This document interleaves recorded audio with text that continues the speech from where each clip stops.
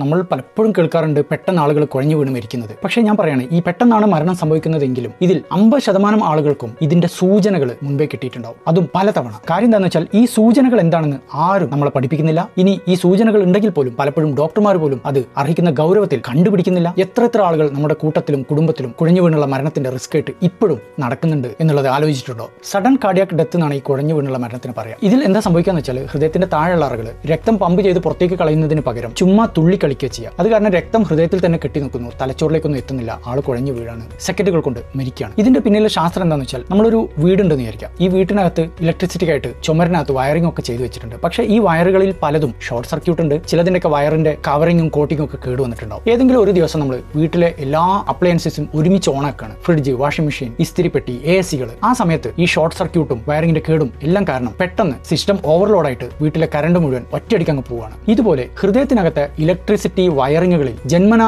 വരുന്ന പല കേടുകളും ഏതെങ്കിലും ഒരു ദിവസം പെട്ടെന്ന് പുറത്തേക്ക് വരുന്നതാണ് വെൻട്രിക്കുലർ ഫിബ്രിലേഷൻ, അതല്ലെങ്കിൽ കാർഡിയാക് അസിസ്റ്റോളി എന്നൊക്കെ പറയുന്ന അവസ്ഥകൾ ഉണ്ടാക്കുന്നത് ആളുകൾ കുഴഞ്ഞു വീണ് മരിക്കുന്നത്. ഇനി ഞാൻ മുമ്പേ പറഞ്ഞ പോലെ പല ആളുകൾക്കും ഇത് സംഭവിക്കാം എന്നുള്ളതിന്റെ അപായ സൂചനകൾ മുൻകൂട്ടി കിട്ടിയിട്ടുണ്ടാവും, അവരത് തിരിച്ചറിഞ്ഞിട്ടുണ്ടാവില്ല. എന്തൊക്കെയാണത്? ഒന്നാമത്തതും ഏറ്റവും പ്രധാനപ്പെട്ടതും ഇടയ്ക്കിടയ്ക്ക് തലകറങ്ങുക, വീഴാൻ പോവുക, ചിലർക്ക് ബോധക്ഷയം വരെ സംഭവിച്ചിട്ടുണ്ടാവും. രണ്ടാമത്തത് അസാധാരണമായ രീതിയിൽ നെഞ്ചിടിപ്പ് അനുഭവപ്പെടുക. മൂന്നാമത്തത് വല്ലാത്തൊരു കിതപ്പിലേക്ക് പോവുക. നാലാമത്തത് നെഞ്ചിലൊരു അസ്വസ്ഥത, അത് വേദന ആവണമെന്നില്ല. അഞ്ചാമത്തത് വിട്ടുമാറാത്ത ക്ഷീണം ഇടയ്ക്കിടയ്ക്ക് സംഭവിച്ചുകൊണ്ടിരിക്കുക, അതിനൊരു കാരണം ഉണ്ടാവണമെന്നില്ല. ആറാമത്തത് നമ്മുടെ കുടുംബത്തിൽ ആർക്കെങ്കിലും ചെറുപ്രായത്തിൽ ഇടയ്ക്കിടയ്ക്ക് തലകറക്കം വരിക അല്ലെങ്കിൽ കുഴഞ്ഞു വീണുള്ള മരണങ്ങൾ സംഭവിച്ചിട്ടുണ്ടെങ്കിൽ തീർച്ചയായിട്ടും നമുക്കതൊരു വാണിംഗ് ആണ്. ഇനി നമ്മൾ എന്താണ് ചെയ്യേണ്ടത്? ഞാൻ ഈ പറഞ്ഞ എന്തെങ്കിലും അപായ സൂചനകളിൽ നമ്മൾ ആർക്കെങ്കിലും ഉണ്ടെങ്കിൽ ചിലരെങ്കിലും ECG, എക്കോ ടെസ്റ്റ്, ഹാർട്ടിന്റെ മിടിപ്പ് നോക്കുന്ന ഹോൾട്ടർ മോണിറ്ററിംഗ് ടെസ്റ്റുകൾ വേണ്ടി വന്നേക്കാം.